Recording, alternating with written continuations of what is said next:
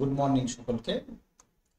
আজকে দেখো লিস্টের যে বিল্ট ইন ফাংশন আছে আর মেথড আছে তার শেষকালে চলে এসেছি।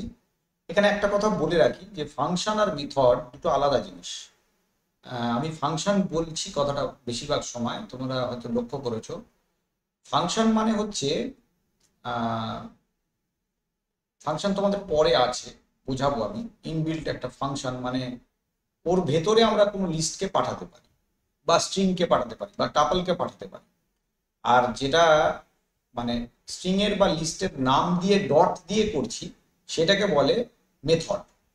ঠিক আছে, এই জায়গাটা আমি হয়তো মুখে বলে দিচ্ছি, অনেক সময় খেয়াল করবে যে যদি ডট দিয়ে হয় তাহলে ওটা হবে মেথড।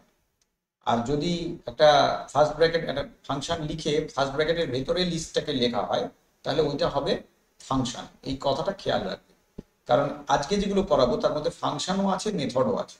ঠিক আছে, দেখো দেখাচ্ছি। আজকে শর্ট থেকে স্টার্ট করছি। শর্ট হচ্ছে একটা মেথড। কেন মেথড? কারণ ও কি করে, ওটা ওই একটা লিস্ট ধরো আছে এলএল বলে, লিস্টই নাম দিচ্ছি, হ্যাঁ লিস্ট 1। এর ভেতরে আমি কয়েকটা ডেটা নিচ্ছি, 4, 1, 3, 7, 2।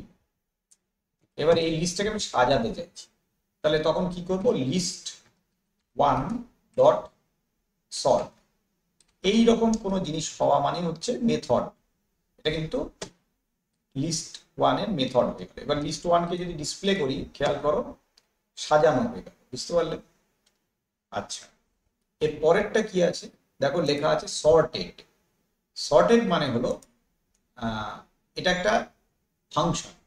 তফাৎটা কি? তফাৎ আমি দেখাচ্ছি, দেখো লিস্ট 2 বলে আমি আরেকটা লিস্ট বানাচ্ছি। সেখানে দেখো আমি 1, 2, 8, 3, 17, 5 এরকম ডেটা রেখেছি। এইবার new list is equal to sorted বলে ওই লিস্ট 2টাকে রাখছি। ঠিক আছে, এবার নিউ লিস্টটাকে যদি প্রিন্ট করি, খেয়াল করো নিউ লিস্টের ভ্যালুটা কি হচ্ছে, দেখো সাজানো হয়ে গেল।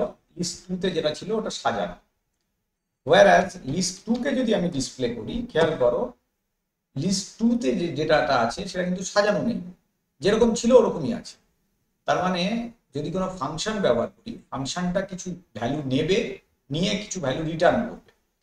কিন্তু যদি ওই লিস্ট 2 ক্লাসেরই কোনো মেথড হয় তাহলে কিন্তু ওটার ভ্যালু অটোমেটিক চেঞ্জ হয়ে যাবে। এই জিনিসটা খেয়াল রাখতে হবে। আচ্ছা, এবার এই লিস্ট 2 নিয়ে আরো কিছু কাজ করব। কিছু সহজ সহজ কিছু প্রোগ্রাম আছে, যেমন ধরো লিস্ট 2 কিছু মেথড আছে আর কি। লিস্ট 2 ডট ম্যাক্স দিলাম। ম্যাক্স মানে কি? ম্যাক্স মানে ম্যাক্সিমাম ভ্যালু। দেখো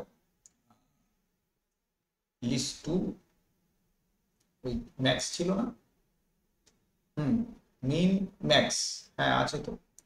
আচ্ছা, দেখো কিভাবে করছি। আর লিস্ট 2 তো লিস্ট 2 ডট প্রথমে সামটা করে নি। এটা খেয়াল রাখতে হবে কি বলছে ম্যাক্স। আচ্ছা আচ্ছা, বানানের কিছু এখানে কি আলাদা আছে ভার্সনের জন্য? দেখি,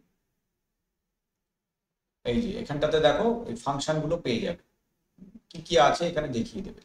তো এখান থেকে আমরা কল করলেও পেয়ে যাবো। ঠিক আছে,